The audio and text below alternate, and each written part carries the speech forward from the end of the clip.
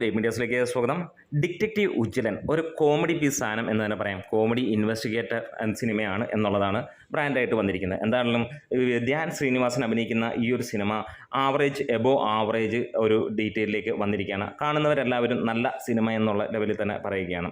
Dhyan Sreenivasan is back with a bang എന്നുള്ളത് തന്നെയാണ് നമുക്ക് പ്രമുഖരായിട്ടുള്ള ട്രാക്കേഴ്സ് മുഖാന്തരമൊക്കെ വന്നിരിക്കുന്ന ആ ഒരു അപ്ഡേറ്റുകൾ. എന്താണേലും മികച്ച രീതിയിലുള്ള ഒരു ക്രൈം ത്രില്ലർ, ഒരു സസ്പെൻസോടുകൂടി ഒരു കോമഡി വഴിയിലൂടെയൊക്കെ കൊണ്ടുവന്നിരിക്കുന്നത്. നമുക്കറിയാം ധ്യാൻ ശ്രീനിവാസൻ എന്ന് പറഞ്ഞു കഴിഞ്ഞാൽ ആഴ്ചയിൽ ഒരുപാട് സിനിമകളിൽ നമ്മൾ കാണുന്ന ഒരു വ്യക്തി തന്നെയാണ്. പല സിനിമകളും വെറുതെ കണ്ടുപോകാം, അല്ലെങ്കിൽ പലതും കാണാൻ തന്നെ നമുക്ക് വലിയ ഇൻട്രസ്റ്റ് ഇല്ലാത്ത സിനിമകളാണ് അദ്ദേഹത്തിന്. പക്ഷേ ഇത് വ്യത്യസ്തത പുലർത്തുന്നു എന്നുള്ളത് തന്നെയാണ് നമുക്ക് പറയാനുള്ളത്. എന്തായാലും ഒരു ഡീസൻറ്റ് സിനിമ എന്നുള്ളത് തന്നെയാണ്. ഒരു സിനിമാറ്റിക് യൂണിവേഴ്സ് എന്നൊക്കെ പലരും പറയുന്നുണ്ടെങ്കിലും അങ്ങനെയൊന്നും ഇല്ല എന്നുള്ളത് തന്നെയാണ് എടുത്ത് പറയാനുള്ളത്. പക്ഷേ കൊള്ളാം, കണ്ടിരിക്കാവുന്ന ഒരു രസകരമായിട്ടുള്ള ഒരു സിനിമ തന്നെയാണ്.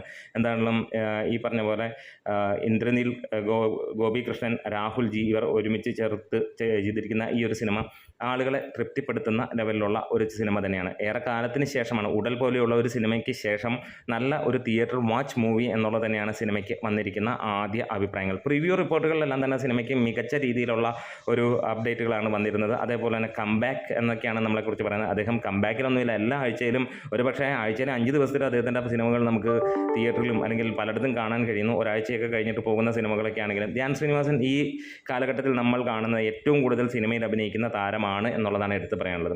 ഇവിടെ എന്താണ് ഡിറ്റക്റ്റീവ് ഉജ്ജ്വലൻ അതേപോലെ ഒരു ചെറിയ ഇതിൽ വരുന്ന സിനിമയല്ല, നല്ല ലെവലിൽ കാണാൻ കഴിയുന്നു, ആളുകളെ തൃപ്തിപ്പെടുത്തുന്നു എന്നുള്ളത് തന്നെയാണ് നമുക്ക് പറയാൻ കഴിയുന്നത്.